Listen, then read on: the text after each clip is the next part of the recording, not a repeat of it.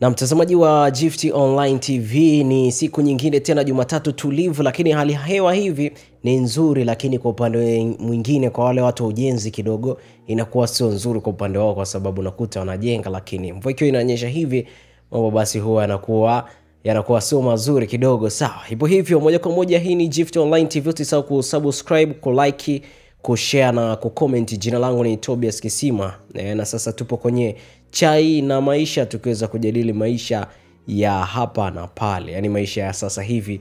Moja kwa moja tuweza kujadili. Chai tayari ipo mezani hapo, lakini maisha ninayo hapa mkononi kama unavyoona mtazamaji. Kwa hiyo ninayo hapa mkononi, niko na magazeti mbalimbali ambayo nimeyafumbata kwa siku hii ya leo kukujuza wewe mtazamaji wa Gift Online TV. Na moja kwa moja, miongoni mwa magazeti ambayo ninayo kwa siku hii ya leo ni gazeti la Mwananchi Tanzania, lakini pia niko na gazeti la Uhuru Ukweli Daima, lakini pia nipo na gazeti la Nipashe Mwanga wa Jamii, pamoja na gazeti la Mwana Sport katika michezo na burudani. Ni miongoni mwa magazeti ambayo ninayo kwa siku hii ya leo kwenye kipindi chako pendwa kabisa, kipindi cha chai na maisha, moja kwa moja kukujuza wewe mtazamaji. Kwa hiyo cha msingi, kama hujasubscribe, fanya kusubscribe hapo, ili wewe wa kwanza tukupata taarifa zetu tu pale pindi zinapojitokeza. Na moja kwa moja naanza na gazeti la Mwananchi Tanzania. Hapa habari kubwa inasema mjadala wanaume wanawake wakolea, nani ni tatizo katika malezi? Kila upande watupiwa lawama, matatizo ya kifedha, mila potofu, manyanyaso ya ndoa na tamaa za kihusiano vyatajwa, madhara kwa watoto yaelezwa, viongozi wa dini watia neno. Habari hii kiundani zaidi unaipata ukurasa wa 3 katika gazeti hili la Mwananchi Tanzania. Lakini ufumbuzi wake, wanaume na wanawake kwa pamoja wanapaswa kuwajibika katika malezi na ustawi wa familia na msaada ya kifedha, kihisia na kimaadili. Habari hii kiundani zaidi unaipata ukurasa wa 3 katika gazeti hili la Mwananchi Tanzania, ikionyesha hapo baadhi ya maneno yaliyonukuliwa. Nikianza na Mheshimiwa Dr. Tulia Ackson, na nukuu: itakuwa ndoto kwa jamii kukomesha vitendo vya ukatili wa kijinsia iwapo wanaume watakaa pembeni na kuiachia serikali na wanawake jukumu la malezi na makuzi ya familia. Mwisho wa kunukuu. Alizungumza Mheshimiwa Tulia Ackson. Lakini pia kuna Nelson Nicholas ambaye yeye alizungumza hivi, na nukuu: tunatekeleza familia baada ya kuona mwanamke hajui mipaka yake, wanatuvimbia na shida hapa. Nadhani hakuna mafunzo sahihi kabla ya kuingia kwenye ndoa kama ilivyokuwa zamani. Habari hii kiundani zaidi nipata ukurasa wa 3 katika gazeti hili la Mwananchi Tanzania. Moja kwa moja, habari nyingine hapa inasema Rais Samia azindua mradi wa maji uliokwama miaka 20. Rais Samia azindua mradi wa maji uliokwama miaka 20. Habari hii kiundani zaidi unaipata ukurasa wa 4 katika gazeti hili la Mwananchi Tanzania, ikionyesha hapa baadhi ya picha, ikiwemo Rais Samia Suluhu Hassan akikagua moja maeneo ya kuchuja maji kwenye mradi wa Same Mwanga Korogwe alipozindua wilayani Mwanga mkoani Kilimanjaro kwa siku ya jana. Kama unavyoweza kuona hapa mtazamaji, moja kwa moja, kama unavyoona hapa ipo hivyo moja kwa moja. Habari hii kiundani zaidi utaipata ukurasa wa 4 katika gazeti hili la Mwananchi Tanzania. Moja kwa moja, habari nyingine inasema aliyemwagiwa tindikali Moshi aiandikia tume utawala bora. Ni kada wa Chama cha Mapinduzi CCM Idrisa Moses Makishe ameiandikia barua tume ya haki za binadamu na utawala bora THBUB akiomba kuanza uchunguzi kuhusu tukio la kumwagiwa tindikali. Habari hii kiundani zaidi utaipata ukurasa wa 6 katika gazeti hili la Mwananchi Tanzania. Moja kwa moja, habari nyingine nasema Paroko Bagamoyo eleza walivyosubiri jimbo miaka 7. Paroko Bagamoyo eleza walivyosubiri jimbo miaka 7, kionyesha hapa maneno yaliyozungumza, na nukuu: nilitokwa machozi ya furaha, sikutarajia jambo hili, maana tulisubiri kwa muda mrefu, lakini wakati wa Mungu ni wakati sahihi. Mwisho wa kunukuu. Habari hii kiundani zaidi tutaipata ukurasa wa 2 katika gazeti hili la Mwananchi Tanzania. Moja kwa moja, habari nyingine inasema jela miaka 5 kwa kumuua mkewe. Jela miaka 5 kwa kumuua mkewe. Ni kutokea pale Arusha, ambapo mahakama kuu imemhukumu adhabu ya kifungo cha miaka 5 jela Paulo John mwenye umri wa miaka 40 baada ya kumkuta na hatia ya kumuua mkewe Helena Elias bila kukusudia. Habari hii kiundani zaidi unaipata kurasa 21 katika gazeti hili la Mwananchi Tanzania.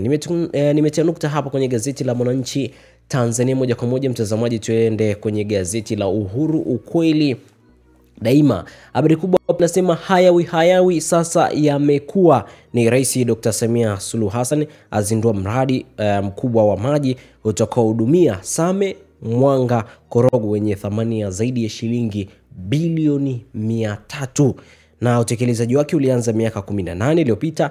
Asema ajenda ya kumtua mama ndoo kichwani ni endelevu. Habari picha hapa kimuonyesha Rais Samia Suluhu Hassan akibonyeza kitufe kuashiria ufunguzi wa mradi wa maji wa Same Mwanga Korogwe mkoani Kilimanjaro siku ya jana. Na wa pili hapa ni waziri wa maji Juma Aweso, na kulia ni mkuu wa mkoa wa Kilimanjaro Nurdin Babu. Moja kwa moja kama kitufe tunavyoweza kukiona hapa, tunakiona vizuri. Nadhani tutakuona vizuri hapa mtazamaji.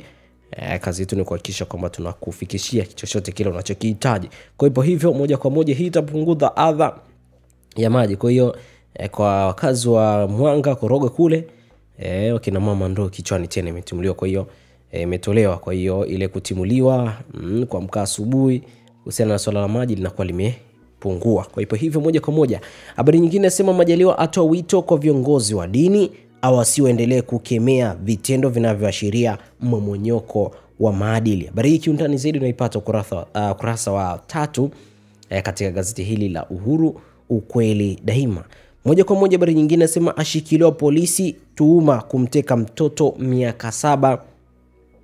Ashikiliwa polisi tuhuma kumteka mtoto miaka 7. Ni jeshi la polisi kanda maalum ya Dar es Salaam linamshikilia Stanley Ukuya mkazo Uvinza mkoani Kigoma kwa tuhuma za kumteka mwanafunzi. Habari hii kiundani zaidi unaipata kurasa wa 3 katika gazeti hili la Uhuru kweli daima. Utaweza kupata undani kabisa wa taarifa hii. Kwa hiyo kilikamata moja kwa moja utaweza kujua. Moja kwa moja habari nyingine nasema TMA yatabiri mvua kubwa kwa mikoa 25. Habari hii utaweza kuisoma vema kabisa pale mwishoni kuweza kufahamu kipi ambacho TMA wameweza kukitoa. Kwa hiyo tutaweza kujadili mada hii kwa siku hii ya leo. Moja kwa moja habari nyingine nasema Rais Samia kuongoza kikao cha NEC Dodoma.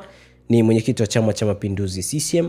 Rais Dr. Samia Suluhu Hassan ataongoza kikao cha halmashauri kuu ya taifa NEC. Habari hii kiundani zaidi unaipata kurasa wa 8 katika gazeti hili la Uhuru ukweli daima. Moja kwa moja habari nyingine nasema aliyejaribu kumuua mpenzi wake atupwa jela miaka 7. Ni Mahakama Kuu ya Tanzania kanda ya Songea imemhukumu Abasi Majadini kifungo cha miaka 7 gerezani baada ya kumtia hatiani kwa kosa la kujaribu kumuua mpenzi wake Dora. Habari hii kiundani zaidi unaipata ukurasa wa 19 katika gazeti hili la Uhuru ukweli daima. Moja kwa moja nimetia nukta kwenye gazeti hili la Uhuru ukweli daima. Nikalikamate gazeti la Nipashe Mwanga wa Jamii. Kipi ambacho umeweza kutumulikia huku kwenye mwanga huu wa jamii tuweze kipata moja kwa moja, ambapo habari kubwa hapa inasema mradi wa maji wa bilioni 400 ulioponza vigogo wazinduliwa. Mradi wa maji wa bilioni 400 ulioponza vigogo wazinduliwa. Habari hii kiundani zaidi unaipata ukurasa wa 2 katika gazeti hili la Nipashe Mwanga wa Jamii. Habari picha hapa kimuonyesha Rais Samia Suluhu Hassan akimsalimia Waziri Mkuu mstaafu Cleopa Msuya baada ya kuzindua mradi wa maji wa Same Mwanga Korogwe mkoani Kilimanjaro kwa siku ya jana. Kwa tunaweza tukamuona Mheshimiwa Msuya hapa moja kwa moja.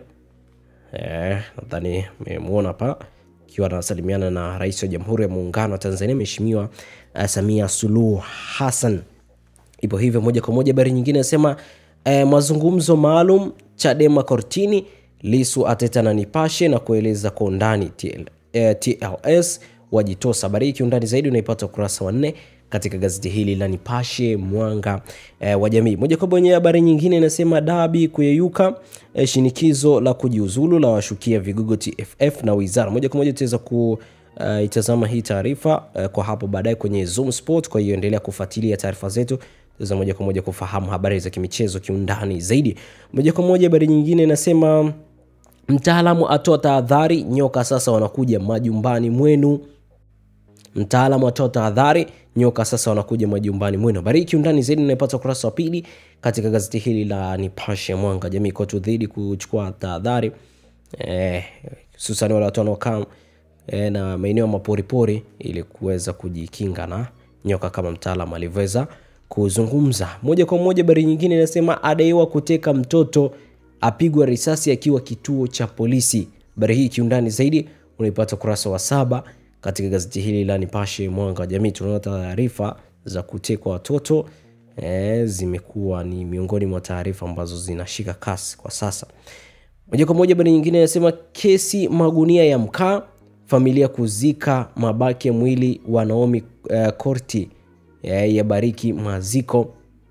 Bariki undani zaidi unaipata kurasa wa 7 katika gazeti hili la Nipashe Mwanga Jamii. Moja kwa moja habari nyingine ambayo tunamaliza nayo kwenye gazeti hili la Nipashe Mwanga Jamii linasema RC aingiwa hofu Dodoma kukumbwa uhaba chakula.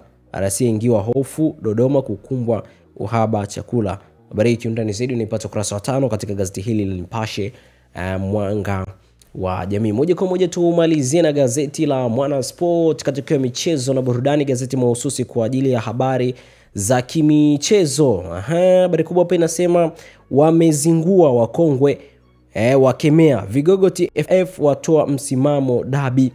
Ni mgomo wa 13. Hii ni dabi ya 13 kushindwa kupigwa kutokana na watani kukimbiana kwa sababu tofauti kwamba wanasema alikimbiwa hivi ni alikimbiwa au ni kutokufuata sheria ambazo zilikuwepo zipo katika ligi hii ya kwetu. Tunaweza tukajiuliza hilo swali moja kwa moja kuhusiana na swala hili zima. Kwa wanasema ni kukimbiwa bana. Sasa kwa hivyo moja kwa moja habari nyingine inasema wavaa suti na tai wanaharibu soka letu. Wavaa suti na tai wanaharibu soka letu. Tumewakatili. Kuna wazungu watalii walitaka kushuhudia pambano hilo, wakataka kujua inakuwaje Man City ya Kariakoo. Alafu katika video tidoti hapo kwamba kuna taarifa zaidi inaweza kaendelea. Tuipata ndani kabisa kwenye gazeti hili la Mwana Sport katika michezo na burudani. Kwa hivyo wavaa suti ni wakina nani hao? Ni Simba au ni Yanga? Naweza kujua ukifuatilia mechi za Simba na Yanga kati ya hawa makocha, naweza kujua ni kocha gani ambaye anavaa suti sana, ndio amezungumza hivyo bila shaka. Kwa hiyo wapo wengi pia walitoka nje ya nchi kuja kufuatilia dabi, lakini kilichofanya kidogo hakijafurahisha mashabiki wa vikosi vyote, kiwemo mashabiki wa Simba pamoja na mashabiki wa Yanga. Ipo hivyo moja kwa moja mashabiki Man U wamsurprise Amorim. Habari hii ndani zaidi unaipata kurasa 18 katika gazeti hili la Mwana Sport katika michezo na burudani. Kombe la shirikisho leo Jumatatu Fountain Gate atakipiga na Stand United, moja kati ya timu ambayo ilishawahi kushiriki ligi kuu soka Tanzania bara, majira saa 10 kamili jioni katika uwanja Tanzanite kule Manyara. Ipo hivyo moja kwa moja. Nitia nukta hapa pia kwenye gazeti la Mwana Sport katika michezo na burudani. Na mtazamaji, hii ni China Maisha moja kwa moja ndani ya Gift Online TV. Kama unavyoweza kututizama hapo, usisahau kusubscribe, kulike, kushare na kucomment moja kwa moja ili uweze kupata taarifa zetu tu mapema na vizuri zaidi. Kwa hiyo usisite pia kushare, unaweza ukashare kwa ndugu na mambo yakaweza kuwa mazuri. Marafiki zako pia kipata taarifa hizi, na kwa pia ni miongoni mwa wewe pia kuwajuza marafiki zako, na unakuwa pia ni mwana familia bora ambaye unatufuatilia vyema kabisa moja kwa moja. Kwa hivyo sizidi kutufuatilia kwa miongoni mwa watu ambao wanazidi kuwa wazuri zaidi na wana familia zaidi wa Gift Online TV. Moja kwa moja nilikwambia tutaweza kujadili mada kabisa kwa siku hii ya leo kuhusiana na swala zima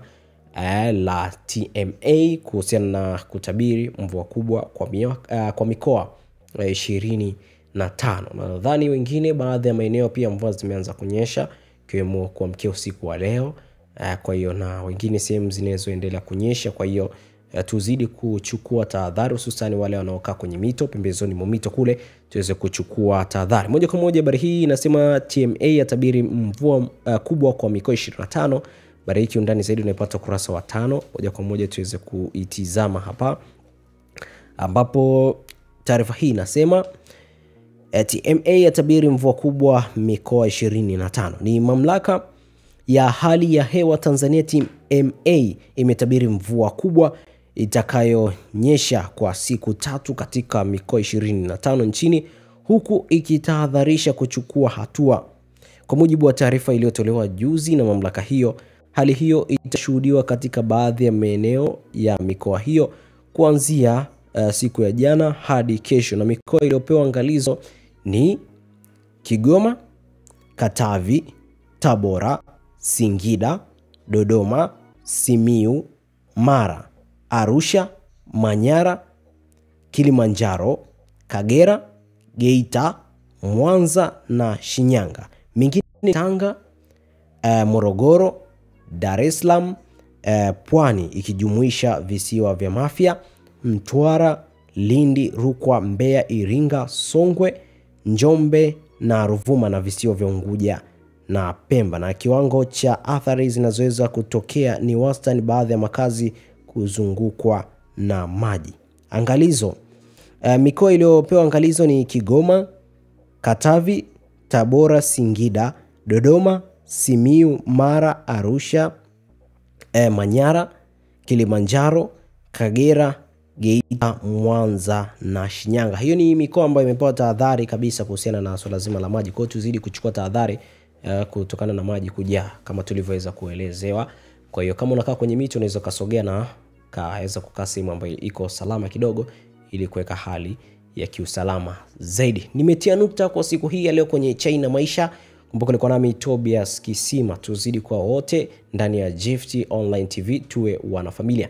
Nikutakie siku njema na wakati mwema.